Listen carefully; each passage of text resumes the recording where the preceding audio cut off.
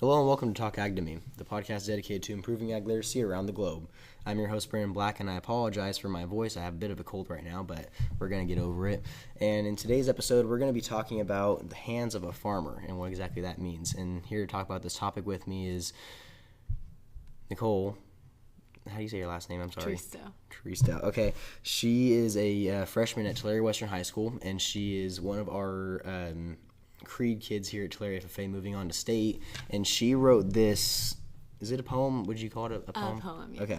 And it's called The Hands of a Farmer, and it's incredible. It's about our old, teacher that we talked about on this podcast so many times, Mr. Coolwine, and the strength that he had to, not only take care of sick animals, but to pray for his daughter and to just be as strong as he was with all the things that he did. It's about her own grandfather, who went through his own struggles and who was, also strong and had all those same characteristics that, those with the hands of a farmer have, and just all the hardships that agriculturalists in general go through and how strong they have to be for themselves and families and their livelihood.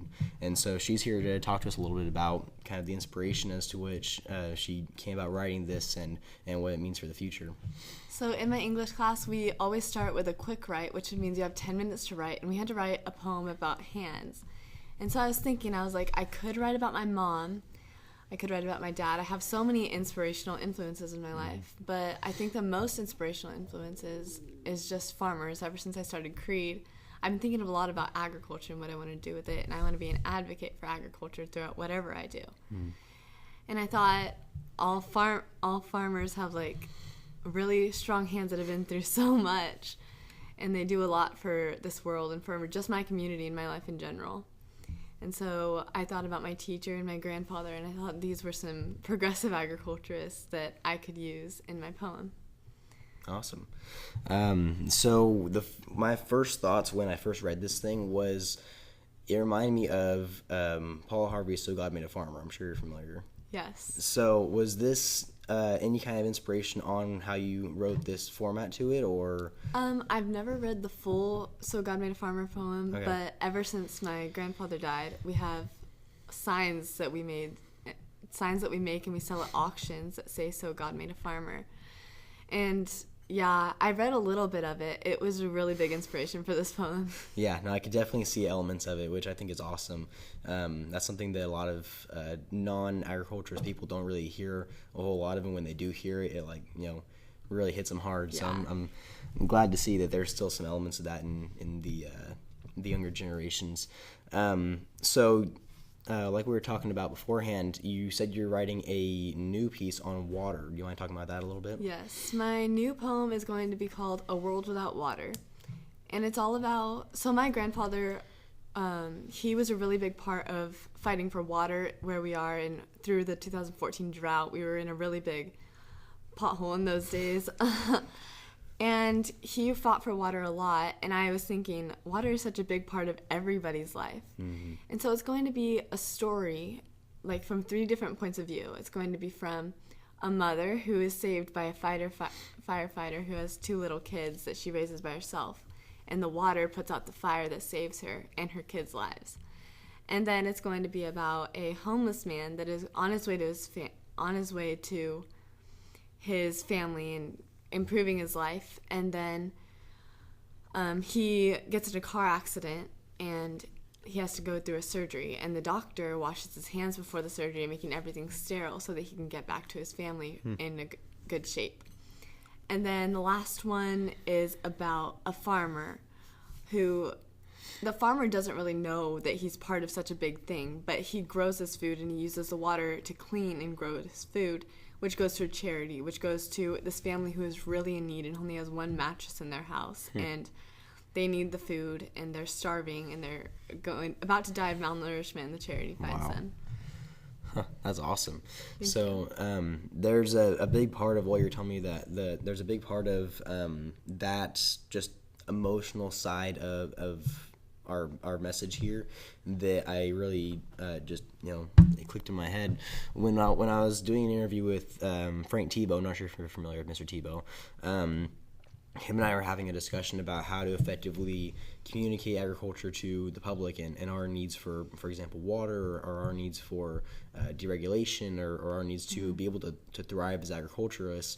And one of the things that we agreed on was that we work a little bit too hard on using our facts and our knowledge and logic to show them that what we're doing is good, but we really should be focusing on the emotional side a little bit more. I mean, there is an emotional side to agriculture that people tend to ignore to use because, we don't like to be the emotional some people ones. they rely on the emotional side of Right. agriculture to bring us with unnecessary environmental laws, such Right. as the animals being abused or mistreated in their opinion. Right, exactly. And so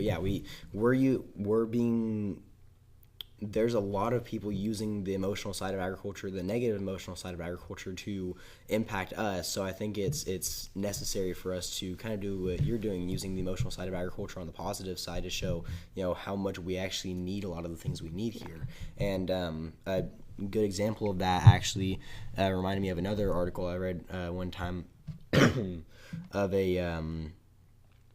it was about the fires in the Midwest. I think this was last year sometime. There was a bunch of fires down in Texas, and there were so many farms destroyed and farm animals killed, and it was just like this horrible, horrible thing. And there was a ton of animal rights activists saying that the farmers don't even care that their animals are dying. They don't even care that their livelihood's being destroyed because they're so evil and terrible and cruel that, they would want the animals to die. And it was one of those things where it's just like have you ever met a farmer? Do people really think that farmers want their animals to die? They need their animals alive. The farmer relies on his animals as much as the animals rely on the farmer. Right. Yeah, exactly. And so there was a story posted in response to this that was basically a testament to excuse me.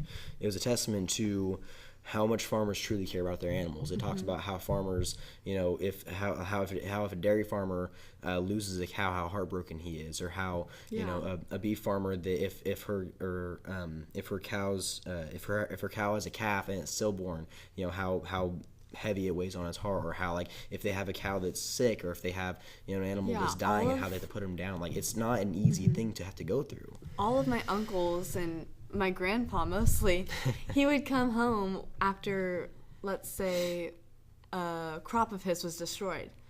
It would reflect on the entire family because he was in a bad mood. It was the same for his dairy heifers. If one dairy heifer died, he was in a bad mood, which made the whole family in a bad mood. Yep.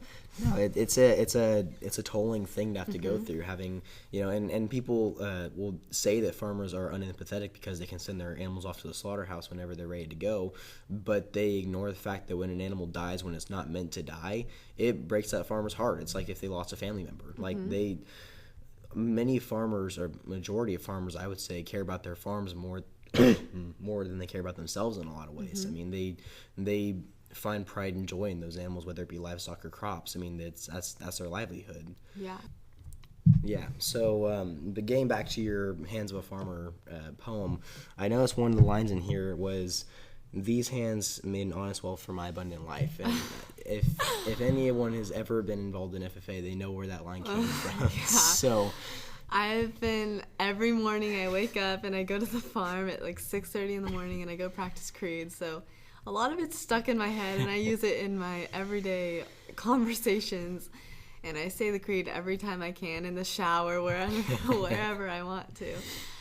I use that. I think that line is really important to me because it really reflects on my life as well as a lot of people in my class. And we used to have 11 people on our creed team, and they said the same thing, that this line was really important to them because farmers are one of the most honest people that I know. And they work hard, they do backbreaking labor to provide for their families, as I said in the poem. And that is why I am in Creed, that's why I'm in agriculture today. And I think because I'm in agriculture, because I'm in FFA, it makes my life more abundant because I just love it so much. Yeah, that's awesome. I just, I was reading through it this morning. I was like, wait a second. I know that line. I think that's really cool that the Creed has impacted you so much. And it's nice to hear from a freshman that's actually able to talk about the creed as a freshman. I mean, I've brought people on the show that did creed as freshmen, but they can't even talk about it until they're seniors because they're still getting over the trauma. But I heard it's a lot more hard with Kevin Mr. Coleman. Yes, many of my friends are still probably in therapy because of Mr. Coleman.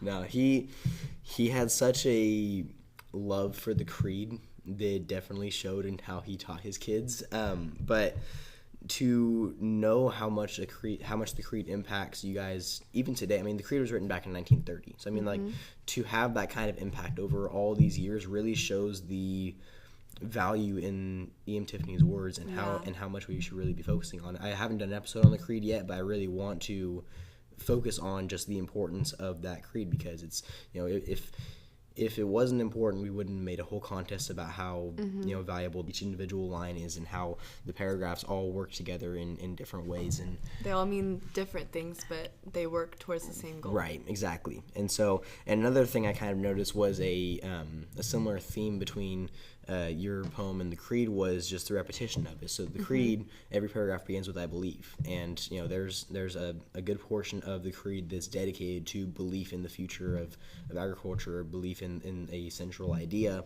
And I notice a lot of your poem follows a similar pattern with not necessarily the belief in the future of agriculture kind of thing, but the hands of a farmer kind of idea. Like it's repeated throughout it quite a bit. The hands of a farmer are this, the hands of a farmer are that, and what's interesting about it is, although it's saying different things all the time, it's still saying the same thing overall. The hands of a farmer are strong. Yeah. And it doesn't matter if it's saying that these are the hands that feed 145 people, or these are the hands that are praying for a daughter with cancer. Like everything about this poem, just the central idea of it is the hands of a farmer are possibly the strongest things that there are around. It doesn't matter if it's like the hard labor it takes on a farm, or keeping your family uplifted when you're going through your own struggles, such as cancer. Right. No, exactly. I think that you hit right on the head with this one. I think that there's so much about this that if I were an English teacher, I could pick apart and it would all be like, this is something that I think that would make even Tiffany proud. It's something I could honestly say. And I know him, obviously, but knowing off of there's a question and extent that we get sometimes, and that's would E.M. Tiffany be proud of the FFA of today? And I think that if he saw something like this, if he saw what his words have done to influence other people, and what his vision was for the future of this program and for the future of the ag industry as a whole, I think that he'd be very proud of when I first started the creed, I was just reciting it, but when we had to break down the paragraphs and we had to see what it means to us, the personal examples that are required for answering questions, it made the creed mean a lot more. And I was saying it all the time, and I started to just love that's the creed. Good. It's good to be able to resonate with that kind of stuff, because when speaking about something of that caliber, if you're not passionate about it, it's not going to come across very well. You have to believe what you're saying in order to actually, make it seem believable. And I think that that's something that a lot of people tend to struggle with, especially in, speaking competitions or whatever it may be. There's a lot of people that just go in there and they just give a speech. They don't have any passion behind them. They don't know what they're talking about. They just talk. In order to effectively use your words, in order to effectively influence people with your words, you have to have that passion behind you, and that passion only comes from believing in what you say. And that's ironic that happens to coincide with the creed, which is all about believing in what you say, and believing in what you do, and believing in the future of what's going to be done about agriculture and about the world. So I think that you did a good job. Thank you. That's all I have for you. If you want if you want to add anything else on, anything else you want to talk about, I'm good. Thank you for having me. Yeah, no, I'm excited to read your next piece whenever it's out, and whenever it is, we can have you back on to talk about it if you want, and we can go over all kinds of stuff about water, because that'll be an interesting conversation. But yeah, no, I think Gitano and I were talking about this the other day, and I think that we both are excited to see what comes out of your guys' generation. It seems like there's a lot of potential for strong leadership, sure, but I mean just a progression of agricultural advocacy that we haven't seen in a long time. I mean, every generation we have a few of them. I mean, my year we had a few of them. I mean, obviously we had some people that were pretty strong advocates for agriculture. I mean, every year we have some that are pretty good at it, but it's pretty rare that we get one that's so like willing to go the extra mile. I mean, like, sure, we talk to people on the side of the street about agriculture, but like not many people are writing poems or producing, full-blown speeches or podcasts or talk shows, or writing books, or doing doing those extra steps to really get the word out there in different ways, because you can tell people as much as you want, but it's very difficult to make them listen. But if you make them read, like the creed says, a faith born not of words but of deeds. Exactly. There's so many other routes to advocacy than just talking about it, and I think that's something that needs to be exemplified a lot more, and that you're really showing off here. So, yeah, no, I appreciate you coming and talking to us about this. Thanks I think for it's having awesome. me. Yeah, my pleasure. So, I'd like to thank all of our listeners for tuning in, and if once she's back on, if you guys have any questions, and we can talk about it then. I'm excited to hear what comes next, and I'm excited to hear, how far this thing goes. I know that this thing's been spread like wildfire since you posted it, so I'm excited to see how far this thing gets you. But so thank you once again, and don't forget, if you ate today, thank a farmer.